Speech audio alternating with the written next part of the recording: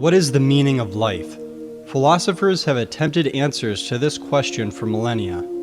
Theist religions tell us that people find meaning by following God's commandments, while to Hinduism it is found by continual rebirth. Buddhism sees the causes of either suffering or well-being dependent on one's attachments in life.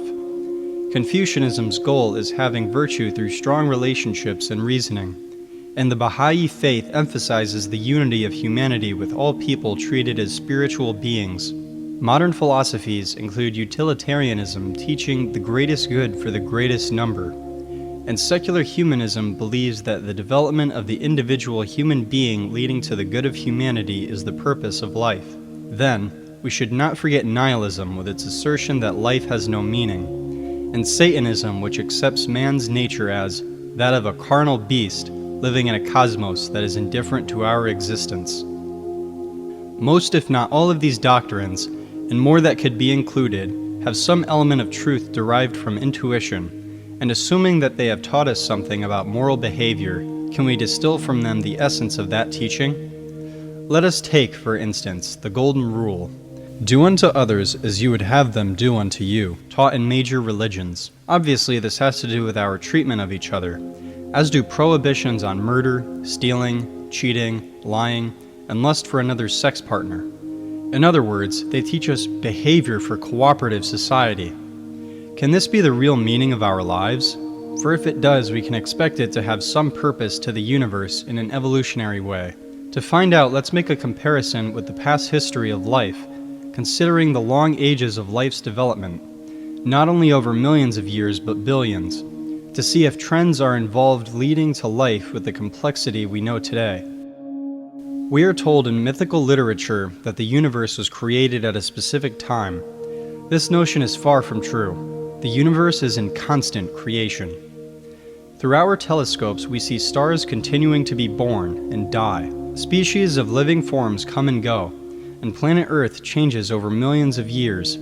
Eons of time are required for these changes, making their present form seem immutable, an illusion that only indicates the fleeting moment of our individual human existence. Irrespective of the trivial span of our individual lives, the life of our species lives on.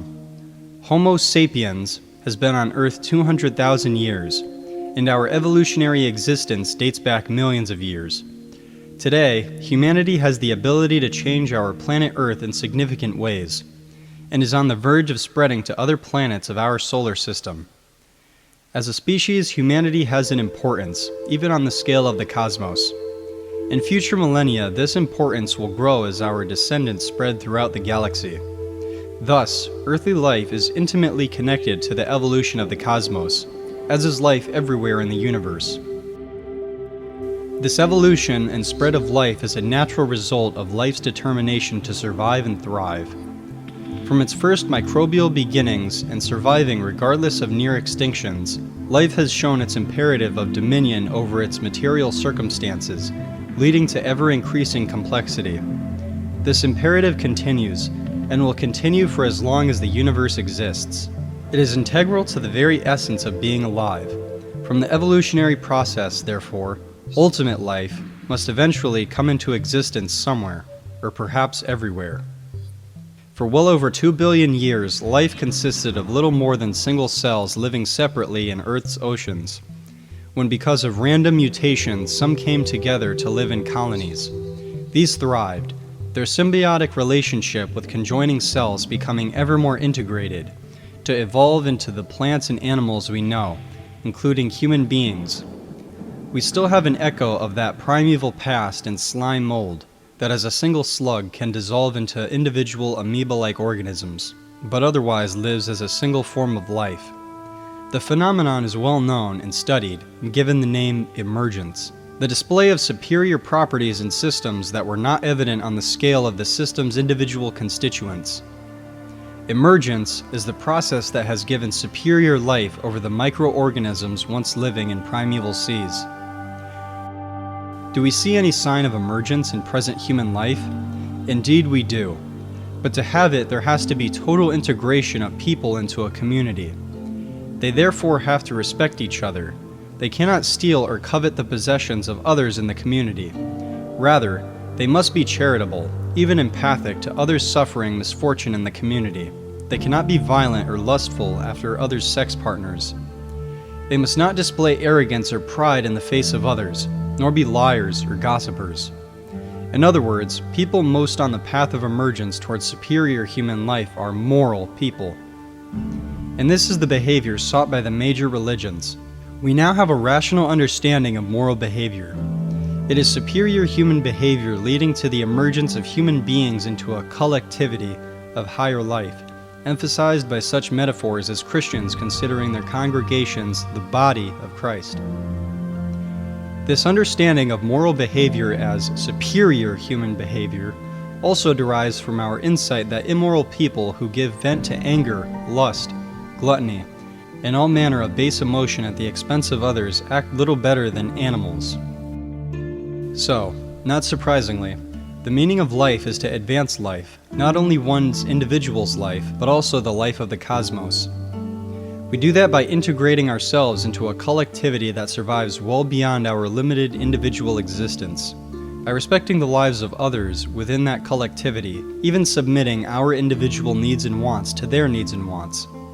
The ultimate realization of that convergence will be a total human collectivity, unified by a religion of the universe. By the powers of science and the reasoning mind in that future world, we can expect there to be no suffering, hunger, or poverty. Genetic melodies will become unknown, and the human mind and body will be enhanced. War will be impossible because there will be no national armies. Crime will be extirpated in a world devoted to emergence.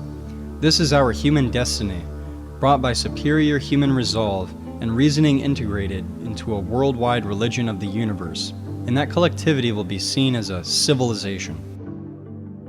So, do we see humanity today advancing toward that evolved future inevitability?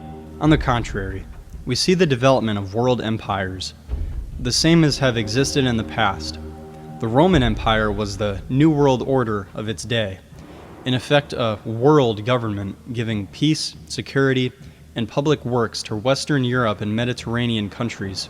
In the end, it decayed into oppression, corruption, poverty, exploitation, and ignorance. And this is the prospect of the West under an American empire supported by lethal weaponry. History repeats. It repeated in China too, only its world empire never ended like the Roman. It continued to expand over Asia, as we see today its continual expansion over the globe due to the remarkable growth of its economy. Neither of these empires presents the picture of an evolving humanity on the path of life. So for the future of humanity in a divided world, nuclear war should not be our only concern. Also of concern must be the state of civilization. That is, of human emergence, and that is the product of religion.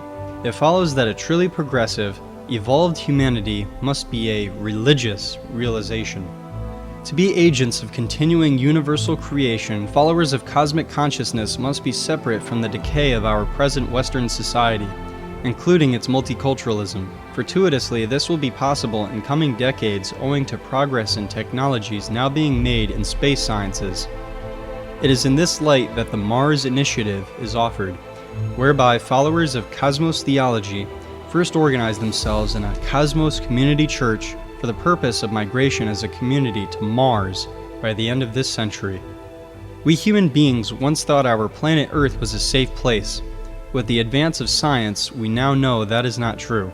We live in a virtual shooting gallery, where any month we could learn that apocalypse is coming in the form of a previously unknown asteroid, approaching faster than a bullet. Other dangers lurk from our own hand by atomic and/or biological warfare. Climate change and desecration of the biosphere could send human numbers plummeting. Not only should we think of natural disasters or our own stupidity as the only threats to our welfare, that also could come from the natural growth of society in the form of empires seeking to dominate the earth. Whether natural or man-made, the most assured safeguard humanity has against world disaster is dispersion. By not remaining a one-planet species and spreading our numbers throughout the solar system, even beyond, humanity vastly increases its chance of survival. Where to begin is Mars. Prior to that transfer, Migrants must come to understand that the proposed Mars colonization program goes far beyond being a mere space adventure.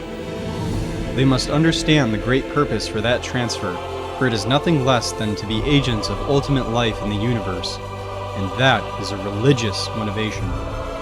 For more on Cosmos Theology, visit its questions and answers website, www.cosmostheologybook.com. A PDF of the full text is also available on that website. The book, Cosmos Theology, by Janice, is also available from that website.